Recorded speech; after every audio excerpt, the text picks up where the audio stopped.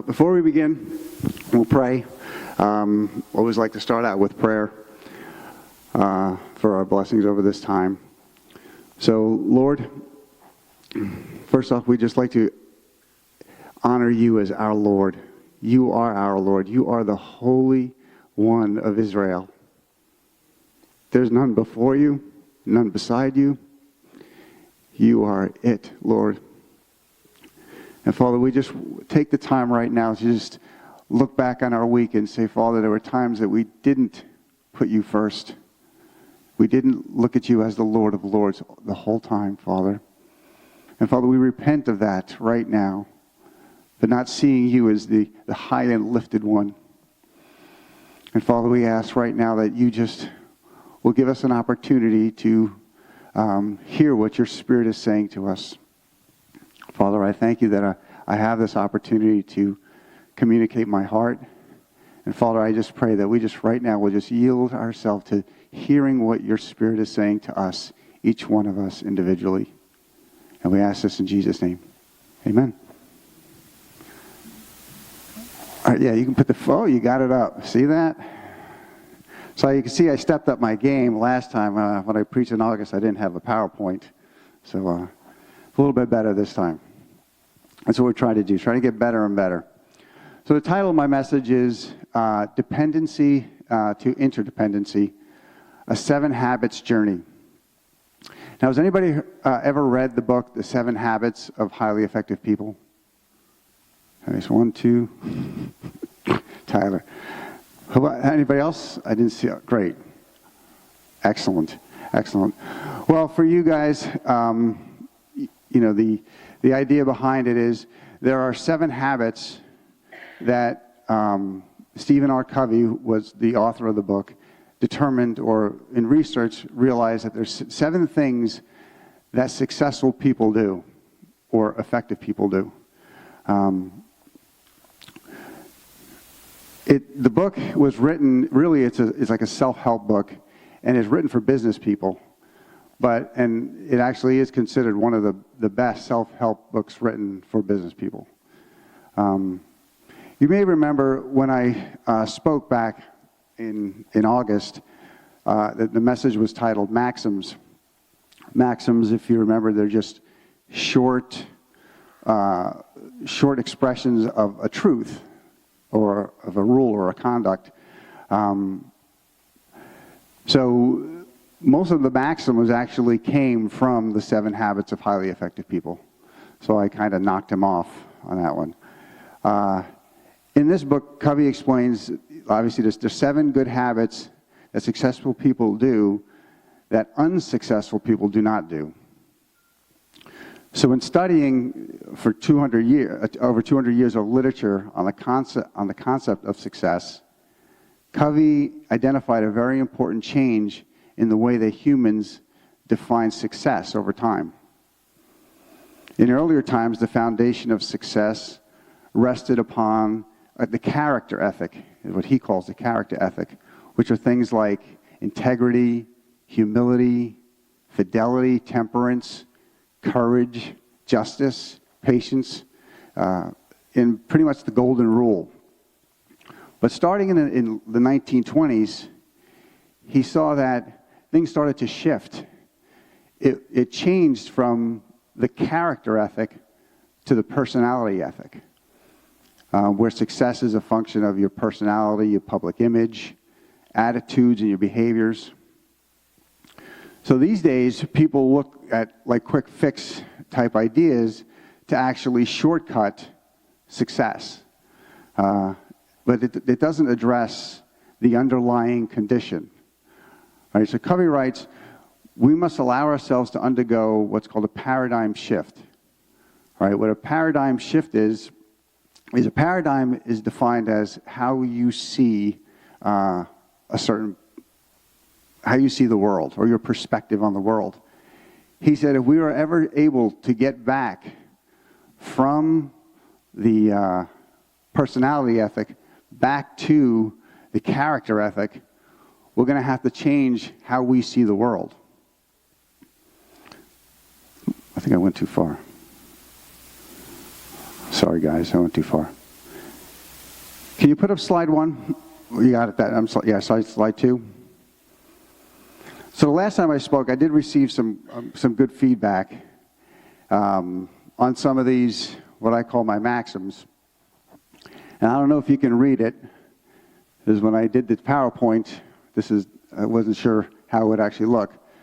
But the first one that I got a lot of feedback on was, water the flowers you want to grow. I need water. Somebody give me water, please. Getting dry. Gatorade works.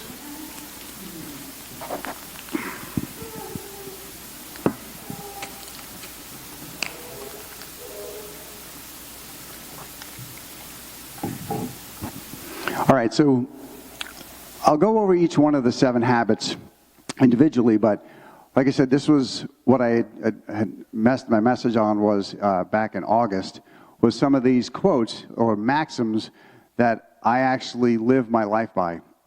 The first one is, again, what are the flowers you want to grow? Just to reiterate what that is, it says, in order for you, if you want something to happen in your life, that's the thing you need to focus on. That's the thing you need to spend attention doing. In other words, let's say you want your children to grow up to appreciate the things that they have, right? What you try to do is you try to look at every opportunity that you can to see when they are appreciating things. Thanks so much. I knew you'd come through for me.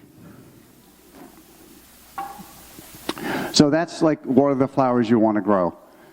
Another one is organize and execute around priorities. Well, let's get back to the first one. It says habit 1 is be proactive. Now, I don't really know if proactive is really a word, but it's meant to say something is, do not be reactive.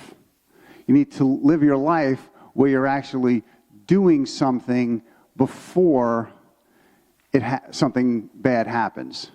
In other words, let's take an example of your car. When you purchase your car, there's what's called scheduled maintenance, and it's every so many thousand miles. The reason why they have scheduled maintenance is because if you follow that schedule, you probably won't have as many problems as if you didn't follow that schedule. So if you did follow the schedule, you're being proactive. You're doing things proactively, or instead of reactively, you're doing things first, so something bad may not happen. Now, obviously, it doesn't guarantee something bad won't happen, but you are doing things proactively.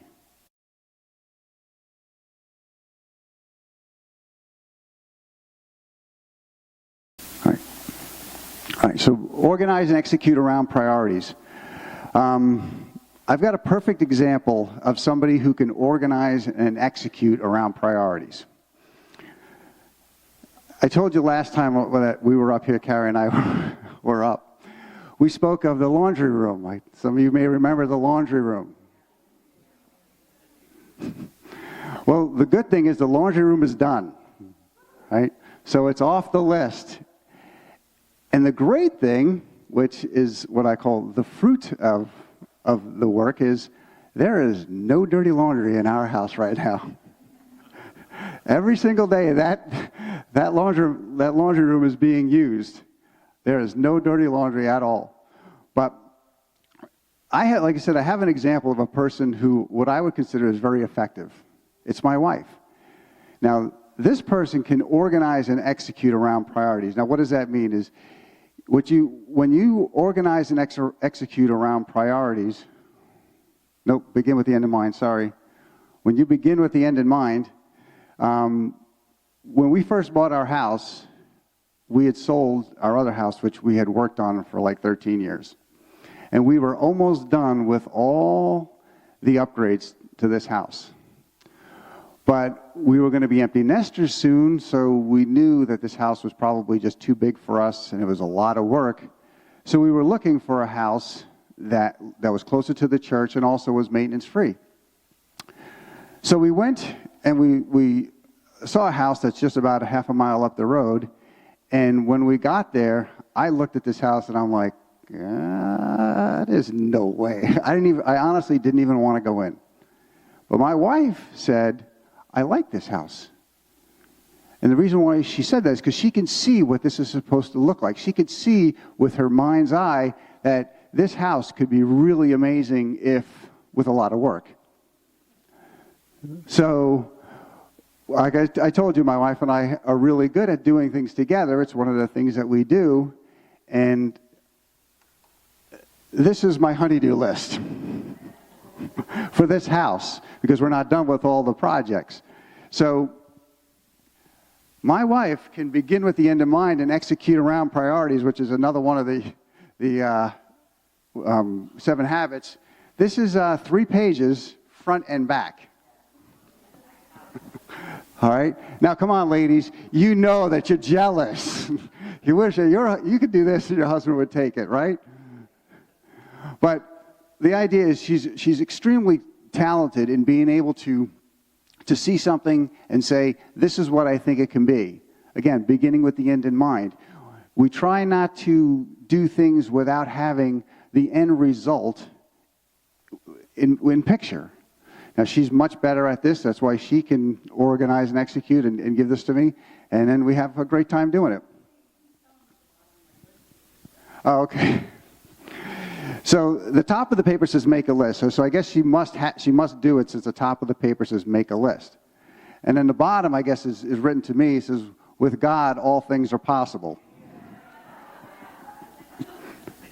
And if you knew my talent level, that's what I need to hear.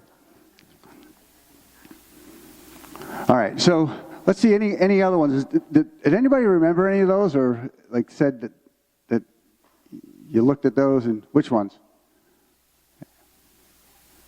Anyone on there? Okay. Well, we covered the first one, the second one. The third one is, things which matter most should never be at the mercy of things which matter least. When you begin with the end in mind, you actually have to take into account what your priorities are. And when you actually start executing those things, you want to make sure that you do the things that are most important first. That's what makes effective people effective. They don't waste time doing things that are not important or less important before they do the things that are most important. Now, each one of us can do this. It's not like it's impossible. Anybody can be effective. But I can tell you that it takes work. It takes work on yourselves. It takes asking yourself questions that sometimes you don't want the answer to. But you really do need to ask yourself those questions if you want to grow. Next one is the rule of 168. I like this rule. There's only 168 hours in a week, so I need to do the things that only I can do. There's only 168 hours in a week. You don't get any more hours because you want them. There's only 168. And there's only certain things that only you can do. For instance, I'm the only one that can be the husband to my wife. So I've got to do things that build and establish that relationship or grow that relationship. I'm the only one who can be the father to my kids. Same scenario.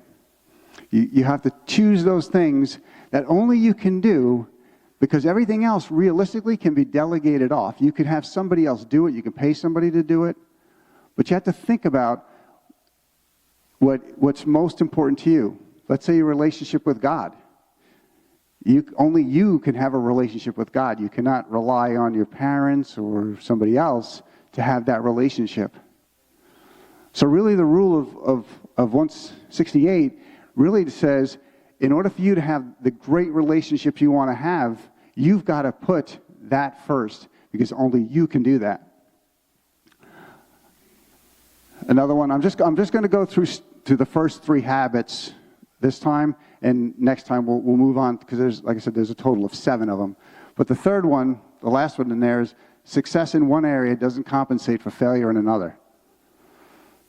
That one really bit me hard. Because you think that, okay, I'm a good provider for my family, that if I'm not a good dad, I can compensate for that. Nope.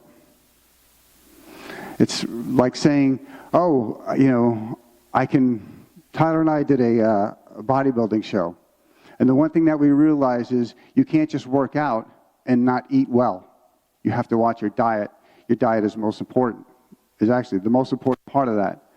So you can't just say, well, I'm just going to work out harder and not eat well. Doesn't work. All right? One will not compensate for the other. And the same thing in life. All right, anything else interesting up there? Like I said, I was only going to go through the first three. Oh, wow, I love them all. I am the master of my unspoken word and a slave to those that should have remained unsaid. Does that resonate with anybody? Really resonates with me. Very cautious about what I say.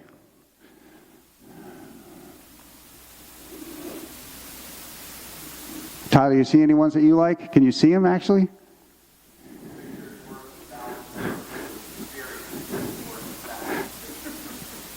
Yep. Yep. You'll notice that Bill Davidson always wants to take people on mission trips.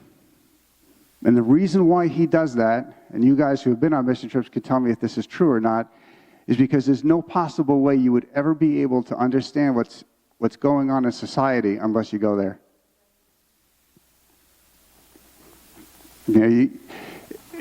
There's no way I can explain to you how these 7 habits have changed my life, as well as if you experience it yourself.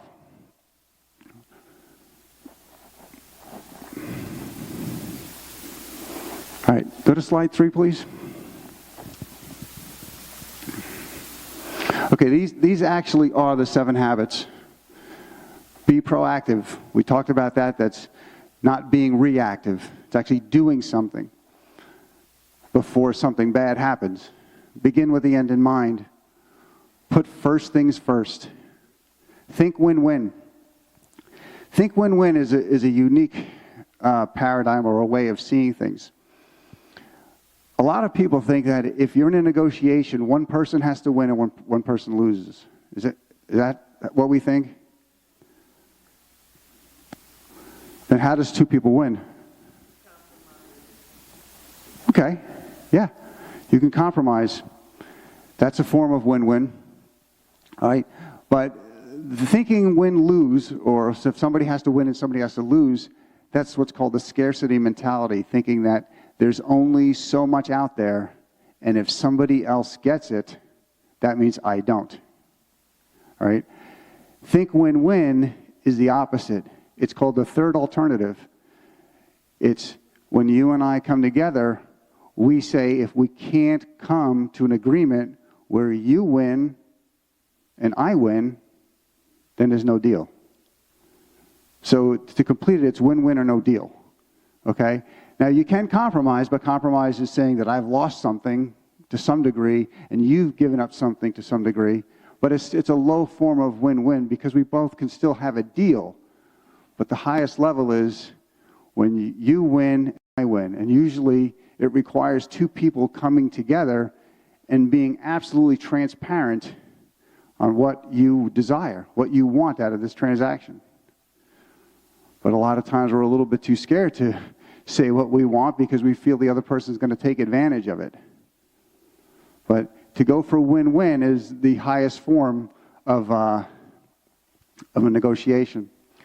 All right, seek first to understand, then to be understood.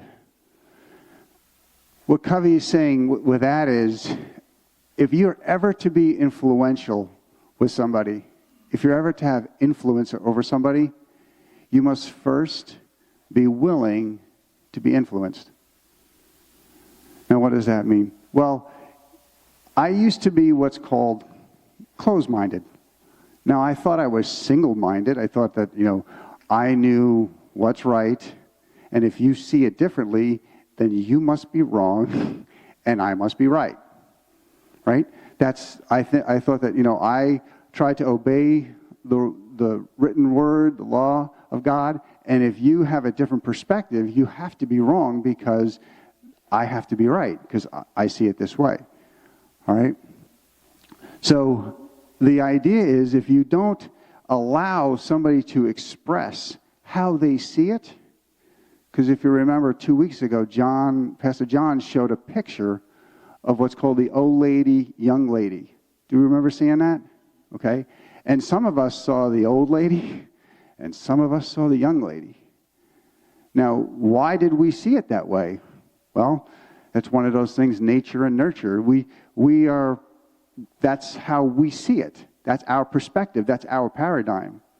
And if John didn't tell you that there was a old lady and a young lady, and you saw things as the old lady, and I saw things as the young lady, I would say that you have to be wrong.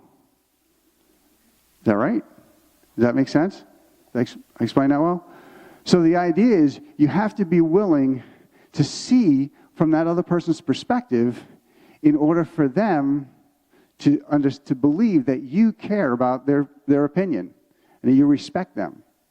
Because in relationships, the first rule is you have to be willing to be influenced. So those of us who want to influence people and witness to people, we have to first understand where they are, who they are, and respect them, show that respect. Which again, seek first to understand, then to be understood. Now it's very hard to communicate like that, where you allow people, even if they're irate and in your face, to just stand back and just let it be. It takes patience sometimes to hear somebody completely. And it also takes courage to communicate what you think. Right? So it takes two things. It takes patience and courage.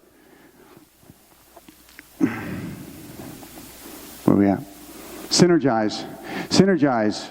This is the paradigm or the perspective of when two people come together and they each bring their own personality, talents, and things that they do. When they bring it together, the idea is one could put 1,000 to flight, two can put 10,000 to flight. It's the same thing in business, in relationships. If my wife and I work together, we can get far more done with a far better end product than if I did it myself or she did it herself. All right, so that's what synergize means. It means to be able to work with, in a collaborative way, with someone else. Sharpen the saw. Sharpen the saw basically says, if you're cutting a tree down and it's taken you a really long time, maybe you should take a break, sharpen the saw, because it's probably dull if it's taking a lot longer than it was when you first started cutting. You take that time away and you take care of what needs to be taken care of with that piece of equipment. Sharpen the saw in life means that you take some time for self-development, to learn, to read, and to exercise. So yes, maybe when you're exercising, that's a personal thing, but you may think that, well, I really need to focus on my family, or I need to focus on church or something else. But you do need to take time to always maintain yourself, like put the oxygen mask on yourself before helping others. That's what sharpen the saw is. All right, so like I said, habits 1, 2, and 3 are focused on self-mastery, moving from dependence to independence. Now, when we start life, obviously we're dependent on our family, our mother, to nurture us. But eventually, as we grow older, we want to become independent. Right? So self-mastery is defined by psychologists is that it calls it self-regulation or self-control. And it's the ability to get yourself to consistently behave in ways that move you towards your goals rather than away from them.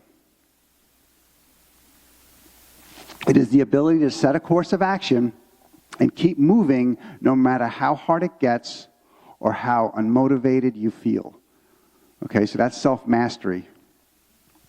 Habits 4, 5, and 6, which you see here, which I went over, those are focused on developing teamwork, collaboration, communication skills, and moving you from independent to interdependent. Now, you may be asking, what is interdependence? And again, I think I spoke on that as interdependent is when 2 or 3 independent people come together for the one benefit of being able to benefit from each other. Okay? So my wife and I, we are interdependent. My wife realistically can be independent, and I can be independent. She has a job. She can support herself. She is healthy. She can take care of herself, and she's strong emotionally. The same with me. So basically, we are 2 independent people if you just look at each one of us.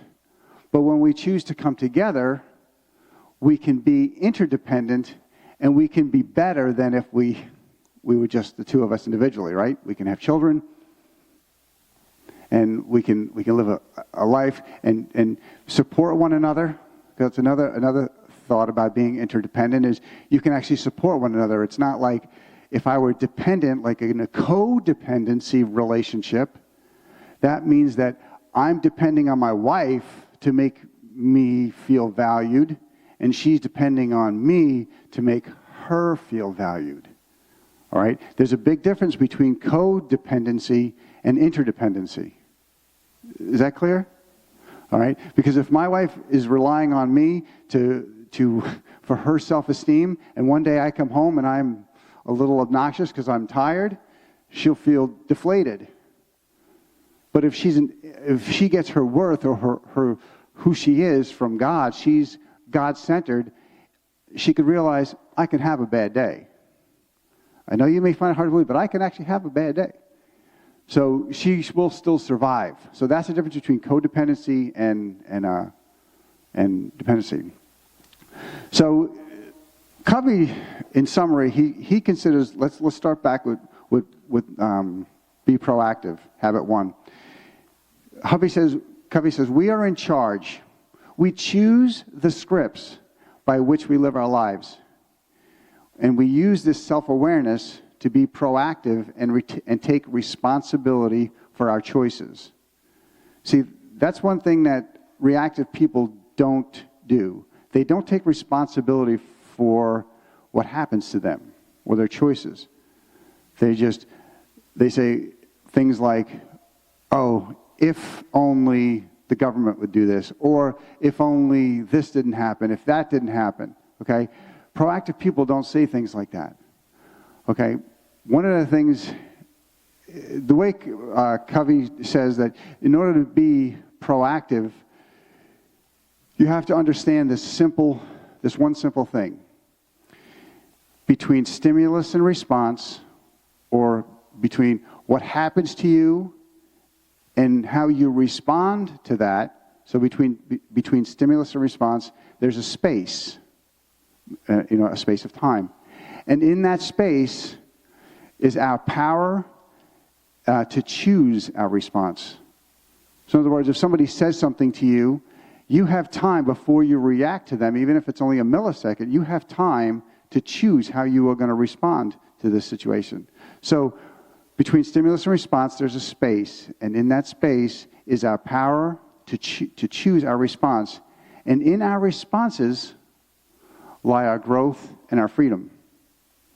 All right, so basically it's about choices. Covey defines effectiveness as the balance of obtaining desirable results with caring for that which produces the results. Now, what I mean by that is success is different than effectiveness. Success is about you achieved certain things.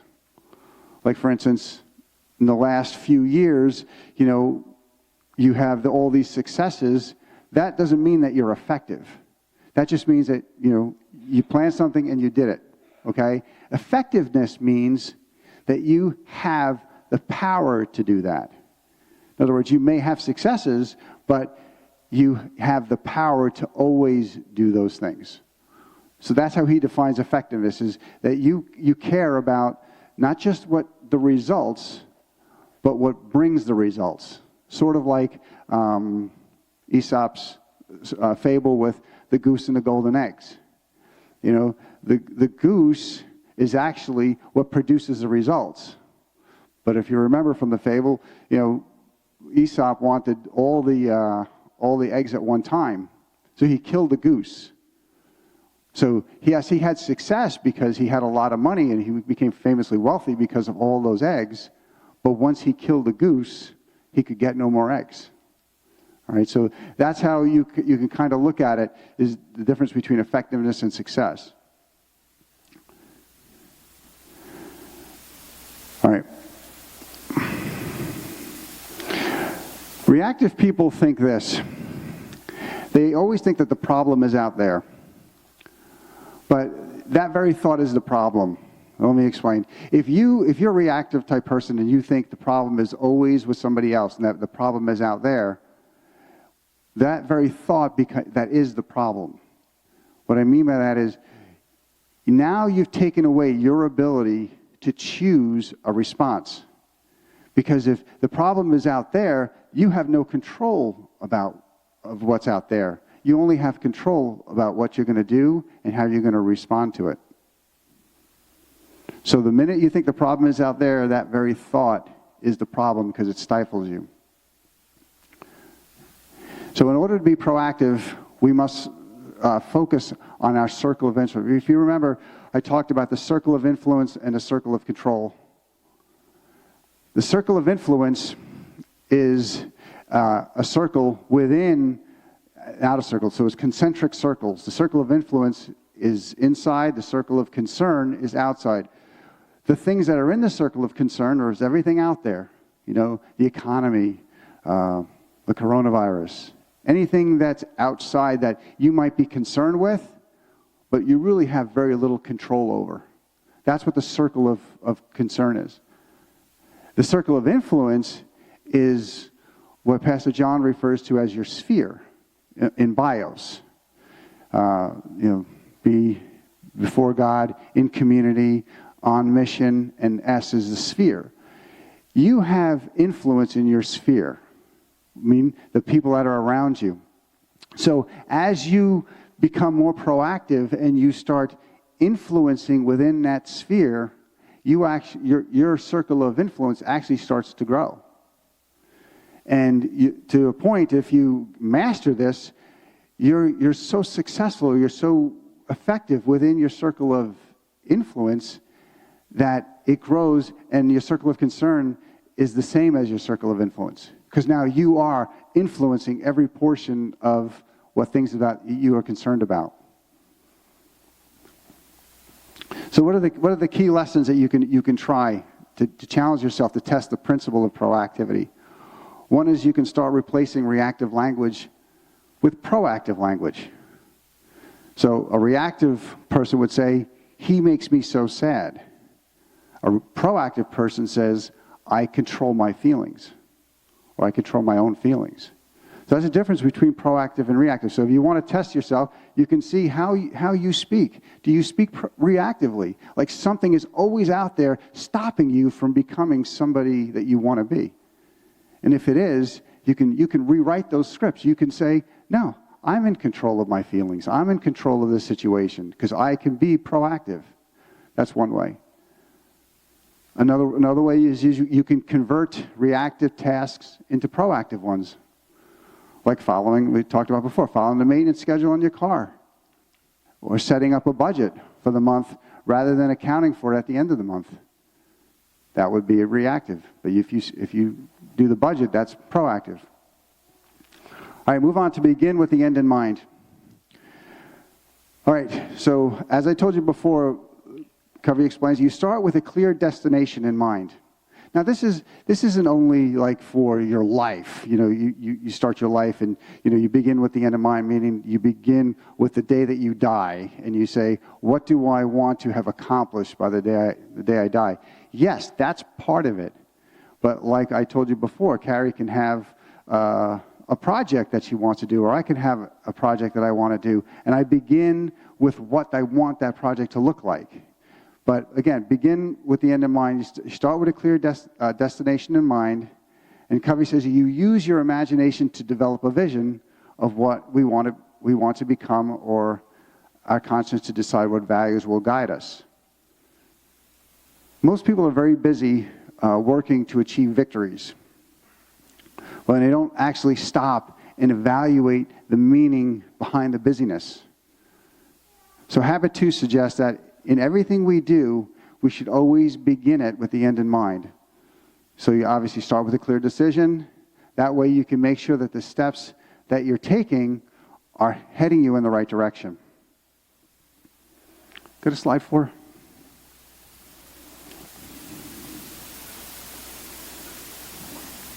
Can you see? It's kind of blurry, huh? It says Covey emphasizes that our self-awareness empowers us to shape our own lives instead of living our lives by default or based on the standards or preferences of others. So before we can start setting and achieving goals, we must be able to identify our values, and this process may involve some rescripting. I call this process of rescripting values clarity. You're just getting clear on what's most important to you. And one of the things that Tyler may have heard this 1,000 times, values clarity. I just forgot it. Oh my goodness. Oh, when your values are clear, your decisions are easy. When you're clear on what's important, nobody can tell you, hey, let's go do this, and you're going to do it. Now you get pretty clear. The clearer you are on understanding what you want in life, like for instance, if somebody said, let's go down and let's go party over here, I'm like, yeah, that's just never going to happen. It's just not, because that's not what I do, and it's not what I'm going to do, even if you pressure me, because I'm not going to take, because my values are clear. What I want in life, I'm clear on, and that clarity allows me to say no to even really good things, like some good things in life. There's a lot of times when I can't be here and be helping out and doing things because I really want to, but I have other things that have a higher priority. And it's okay if those things have a higher priority, because you really have to ask yourself, what do you want out of life? And when you determine it, that clarity will give you the strength to go in that direction and not be deviated. What I call it is it's centering, which we'll talk about in a minute, and I'll be wrapping up shortly thereafter. What's in the center of your life really kind of anchors you. Now, I think as Christians we can agree our center should be, right, God. We should be God-centered. Covey calls it principle-centered, which means living that we center our lives on principles such as fairness, equity, justice, integrity, honesty, and trust. So how do you know if you're living a God-centered or a principle-centered life? And the first step in that is to determine or to see other different centers that could be competing with God as your source of security, guidance, wisdom, and power. Do me a favor, show me slide 5.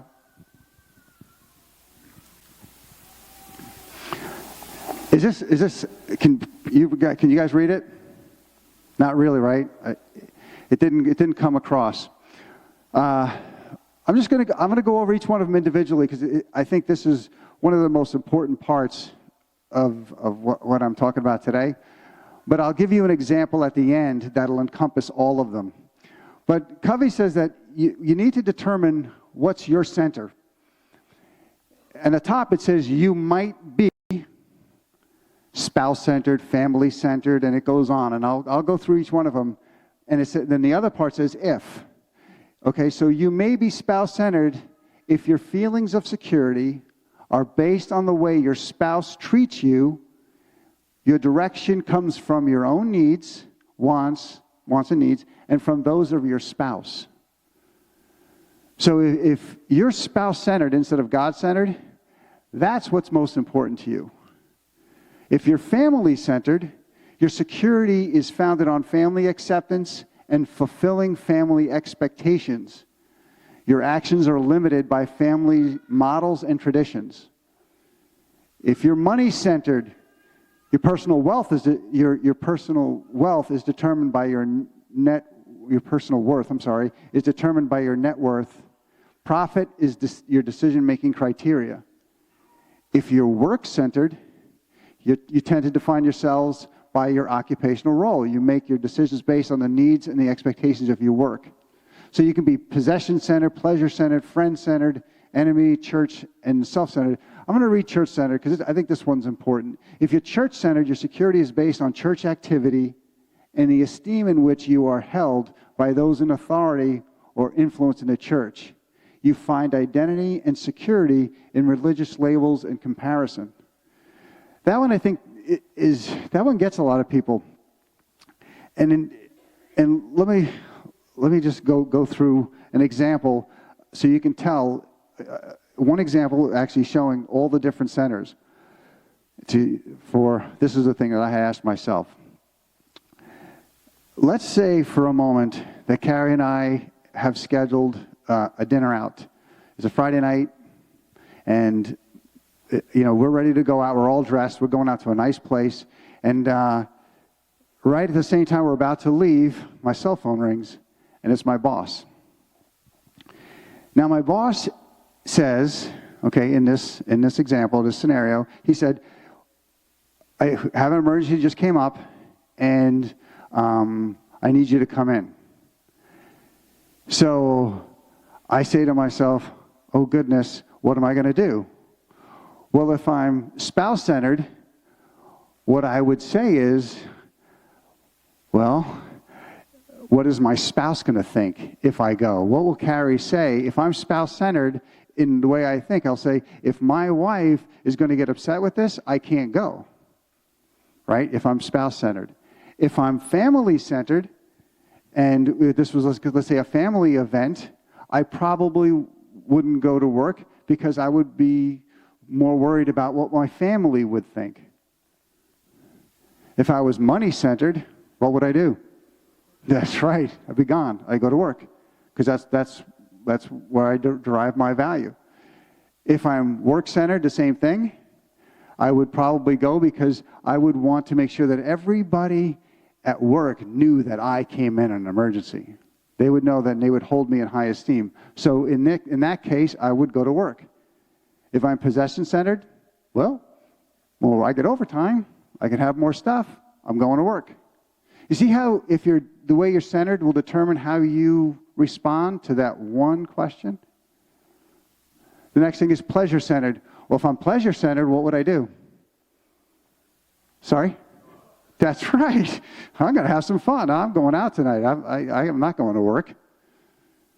If I'm friend-centered, what would I do? Well, I really don't know. Maybe if we're going out, we're meeting friends, I probably would go because I don't want to disappoint my friends. If I'm church-centered, well, I guess it would depend on if I'm going out with church members or, if we were going to do a church event, so then I wouldn't go because I wouldn't go to work because I'd want to be satisfying with the church is centered. If I'm self-centered, security is constantly changing and shifting. You view the world by how decision, events, circumstances will affect you. Well, then if I'm self-centered, I just got to figure out how I feel at that moment. But what would I do if I was God-centered and I valued keeping my promises that I make? What would I do? I probably would go. But it would be tough because there's really no right answer to that. Because, if my wife is saying, well, we can go out Saturday instead of now, you go to work, then I still meet the obligations of work. I help out when I'm needed. So there's really a whole lot of different ways that you can respond. You can actually just say, what is most important? You can actually evaluate the situation and not be controlled by these other ways. Again, if you're God-centered. Was that pretty clear? Oh, good. Thank God. Covey says, our centers affect us fundamentally. They determine our daily decisions, actions, and motivations, as well as our interpretation to events. However, Covey notes that none of these centers are optimal, the ones that you see up there, and that instead you should strive for principle-centered or God-centered, We should identify the timeless, unchanging principles by which we must live our lives. This will give us the guidance that we need to align our behaviors with our beliefs and our values. So a key lesson here, if you wanted to try something along these lines, is you can challenge yourself to test the principle of beginning with the end in mind. Is that the right one? Yeah. By visualizing in rich detail your own funeral, which you talked about before. You know, you think about who is there. What are they saying about you? About the life you lived? About the relationships you had? What do you want them to say in this funeral time? If you're visualizing this, think about how your priorities would change if you only had 30 more days to live. And start living by those priorities. That's one way. Another way is you can break down different roles in your life. Like, you know, professional goals, family goals. You can break down each role in your life and list 3 to 5 goals that you want to achieve, you know, for each one of those priorities. And a third thing you can do is define what scares you. And you talked about public speaking. It is kind of scary. You know, getting critical feedback after writing a book. You know, does that scare you? Write down the worst case scenario for your biggest fear and visualize how you will handle that situation. A lot of people say when you're public speaking, all you think about is the everybody in the audience has no clothes on, and it just kind of relieves that tension. I didn't do that, by the way. I dealt with the tension. So write down exactly how you'd handle that. All right? So quick summary, put first things first. In order to manage ourselves effectively, we must put first things first. We must have the discipline to prioritize our day-to-day actions based on what is most important and not what is most urgent. Last slide, please. I think this is the last slide. I thought the other one was last. The way to figure out like what activities no, honey, the one before that. The one before that one. There you go. Habit 3, put first things first. If you look at this, it's called the time management matrix. And when you're actually figuring out where you spend your time, when you want to know, am I really putting first things first, you have to look at the activities that you're engaged in and determine whether they're urgent, if you look at the top heading, or not urgent, and important or not important. All right? That's one of the things you have to figure out, okay, what are the activities in those quadrants that are, let's take the first quadrant 1, urgent and important. If an activity that you're doing is urgent and important, it's probably a crisis situation. You know, you got a pressing problem, something is going on. So quadrant 1, you spend time managing crises and problems. It keeps getting bigger and bigger until it consumes you, and this obviously will lead to stress and constantly putting out fires. So that's what, if you spend most of your time in crisis mode, you're absolutely stressed out. Does anybody spend most of their time in crisis mode? Well, when you have spent time in crisis mode, you realize you don't want to be in that quadrant. Let's go down to quadrant 3, which is not important. It's urgent, but not important. Quadrant 3, we spend most of our time reacting to matters that seem urgent when the reality is perceived urgency is based on the priorities and expectations of others. In other words, somebody's emergency becomes your emergency. This leads to short-term focus, feeling out of control, and shallow or broken relationships. So that's not another quadrant you really don't want to be in. Quadrant 4, which is the lower right-hand corner, those activities are just trivial, busy work. Quadrant 4, we're basically leading an irresponsible life. This often leads to getting fired from jobs and being highly dependent on others to meet our needs. Again, that's not a quadrant that if you're doing activities that are in that quadrant, you got to really minimize that. But let's go back up to quadrant 2, lower left. No, I'm sorry, upper right. Not urgent, but important. Quadrant 2 is the heart of effective personal management. It deals with things like building relationships, long-term planning, exercising, preparation, all things we know we need to do, but somehow seldom get around to actually doing them because they don't feel urgent.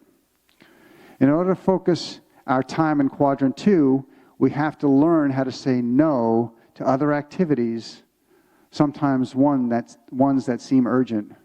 We also need to be able to delegate effectively. When we focus on Quadrant 2, it means we're thinking ahead and preventing crises from happening in the first place. So if you do Quadrant 2 activities, Quadrant 1, or if those activities that you do in Quadrant 1, they tend to go away because you're doing the schedule maintenance, you're doing the planning, you're exercising, you're doing things that enhance your ability to make the right choices so you don't have problems and crises that come about.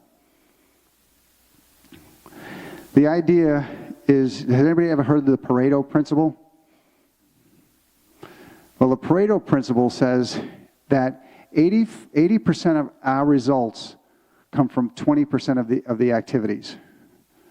So a lot of times in church life we say, yeah, the 80-20 is 20% of the people do 80% of the work. It's just a reality of how it is. And this reality, or this principle, can apply to almost any situation. But especially in life, 20% of the things that you do will actually produce 80% of the overall results. So why not take the time to do those 20% first, so at least you can get 80% of those results? And that's what Quadrant 2 is all about.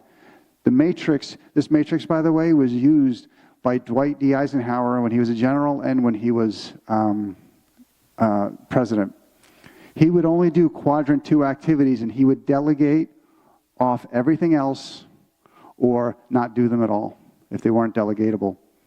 But he had to define what was most important, number 1, and what activities he needed to do, number 2, and then start doing them, number 3, which is, again, in Quadrant 2.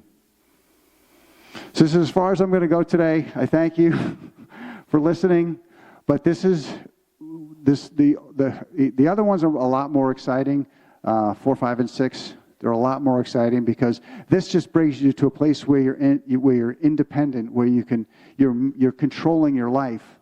The fruit or the wonderful part is what comes next is 4, 5, and 6, which takes you from being independent to interdependent. And I have some incredible stories of how working with other people and the relationships that were restored out of applying those principles in 4, 5, and 6, but I had to do the hard work of steps or habits 1, 2, and 3. And it's hard, it really is, but I can tell you from experience, it's worth it. And the idea is, no matter what you do, even if it's something little, it will make an impact, and it will be an experience that you have within you that you can build on. That's it. Thank you, guys. Appreciate it. You may be dismissed. Oh, one thing I did want to talk about. I'm sorry. We did talk about the coronavirus, and now I think we do know that it's hit this area. One of the reasons why we have a smaller crowd today. Obviously, we do understand that the elderly are more susceptible or at higher risk. So the way we're a very loving, huggy church, and we love to greet you, but today we definitely did not do that because we want to make sure that if the virus is out there and we potentially have some people that can be compromised or may have it, we wanted to keep our distance. We just wanted to, so forgive us for not really being as outgoing and as huggy as we normally are, but we'll resume that once this coronavirus thing resolves. So feel free to be, don't worry about what people will say. Oh, just you do what you feel you need to do. You use wisdom. Thank you.